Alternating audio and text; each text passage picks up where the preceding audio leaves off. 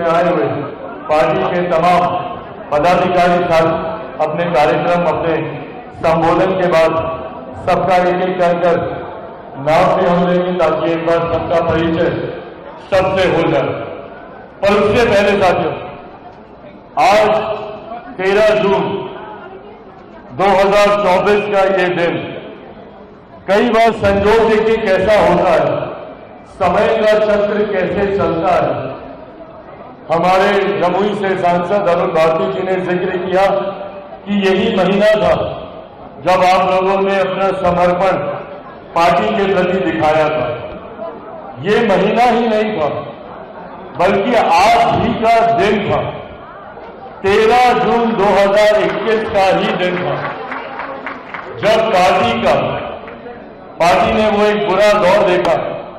आज ही के दिन, आज से 3 साल पहले शाम रात का समय था, 8 साढ़े 8 बजे का समय था, जब यहां पर मौजूद मेरे मीडिया के तमाम पत्रकार साथियों के माध्यम से पार्टी में एक बड़ी टूट की जानकारी हम लोगों को प्राप्त हुई।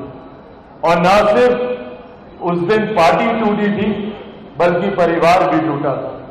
वो दिन हम सबके लिए एक कठिन दिन था, पर न सिर्फ आप लोगों ने उस दिन ये वादा किया और पार्टी के प्रति आप लोगों ने समर्पण का विश्वास जताया, बल्कि उस दिन से लेके आज तक आप लोग पार्टी की आत्मा बनकर, पार्टी की रीढ़ बनकर, पार्टी की ताकत बनकर पार्टी को यहां तक पहुंचाने का आप लोगों ने काम किया है। एक बार जोरदार ताली आपको हमसे भी बताया।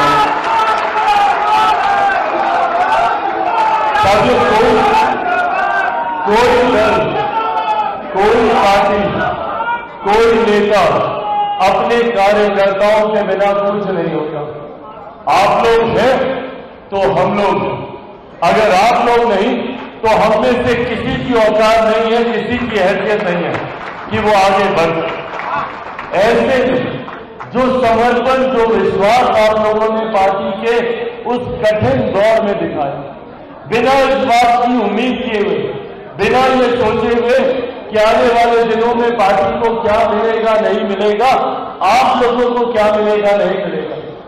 हम लोग ईमानदारी की बात न करता हुआ एक अंधेरी गुफा में हम लोग सिर्फ रोशनी की उम्मीद के साथ आगे बढ़ते जा रहे थे। हम में से किसी को नहीं पता था कि जो परिस्थितियां हम लोग के सामने गढ़ दी गई हैं, क्या इन परिस्थितियों से हम लोग कभी उभर भी पाएंगे। और ये सामान्य परिस्थितियां नहीं है। आप कल्पना कीजिए जिस पार्टी से, आप कल्पना कीजिए जिस पार्टी से उस पार्टी का नाम छीन लिया जाता है, जिससे उस पार्टी का सिंबल छीन लिया जाता है, जिससे उस पार्टी के कार्यालय, तमाम उस पार्टी का कार्यालय, बोलो बैठिए बता, उस पार्टी का कार्यालय, उस पार्टी के पदाधिकारियों को छीनने का प्रयास किया जाता है।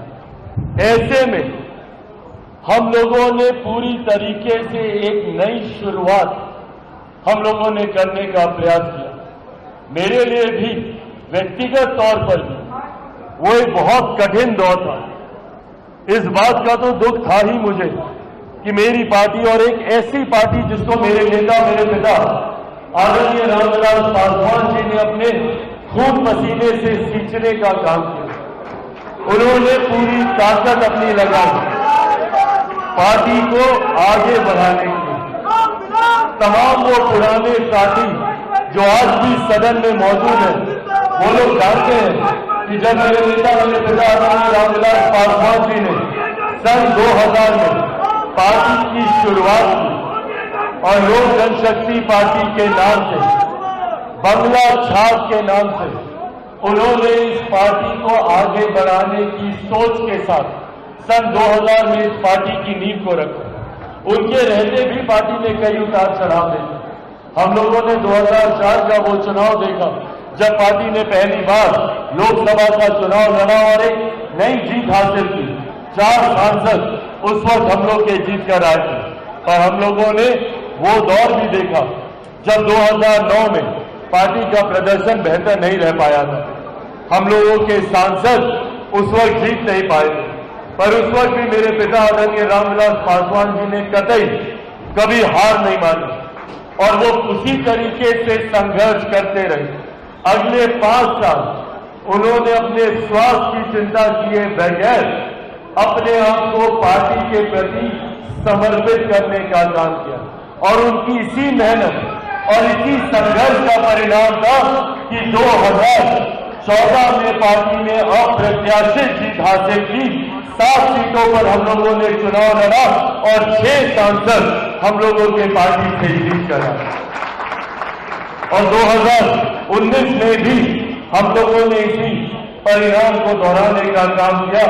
6 सीटें लड़े और 6 की 6 100% हम लोगों का प्रदर्शन, हम लोगों का स्ट्राइक रेट रहा। 6 लड़े, 6 की 6 जीते।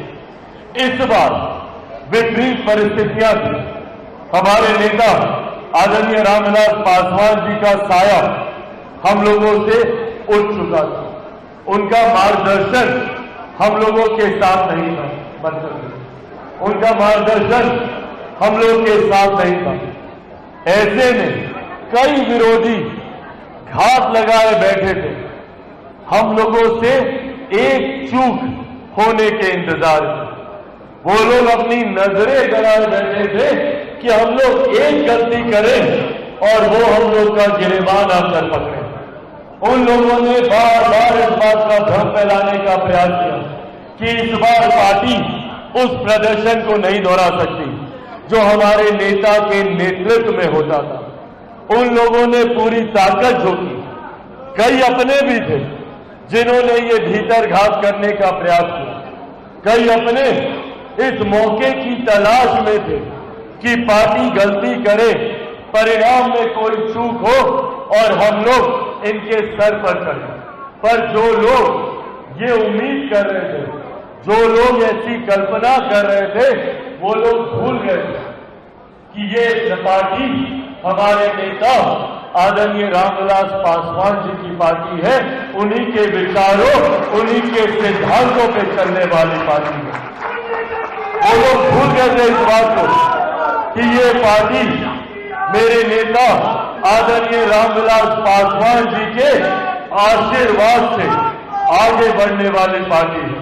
और वो लोग इस बात को भी भूल गए थे कि उनके जाने के बाद इस पार्टी का नेतृत्व उन्हीं का, उन्हीं का खून, उन्हीं के संस्कारों, उन्हीं के विचारों से सीख कर आगे बढ़ने वाला कोई और नहीं, एक शेर का बेटा चिराग पासवान उसको आगे बढ़ने का काम कर रहा है।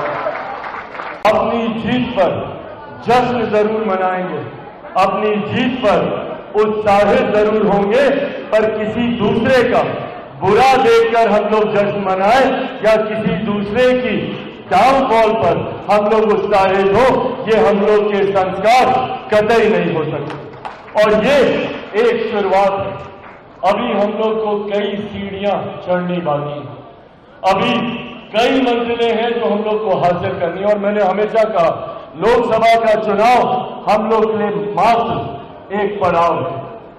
आने वाले दिनों में बिहार विधानसभा के चुनाव, अलग अलग राज्यों में चुनाव, और अब जब मैं आने वाले समय के दौर का मैं जिक्र कर रहा हूं, इतिहास का मैंने जिक्र किया, वो पन्ना आज से वहीं बंद होता है। इतिहास में ये तमाम बातें दर्ज हैं। बस इतिहास की बातों से, इतिहास में मिले हुए अनुभव से हम लोगों को सीख लेनी है, पर अब उन बातों को वहीं समाप्त करके आगे बढ़ना है। अगर हम लोग अपने आप को उसी दौर में बांधे रखेंगे, मैंने भी पिछले 3 साल कतई इस बात की परवाह नहीं की कि हम लोग के साथ क्या हुआ और क्यों हुआ। मेरे पास मात्र 2 विकल्प थे। या तो मैं उन परिस्थितियों पे रोता रहता, क्राई बेबी कहा जाता है, मैं रोता रहता और अपनी परिस्थितियों को दोष देता रहता कि भैया मेरे साथ ही ऐसा क्यों हुआ, मैंने किसी का क्या बिगाड़ा था, मैंने किसका गलत किया था कि मेरे साथ ये सब हो।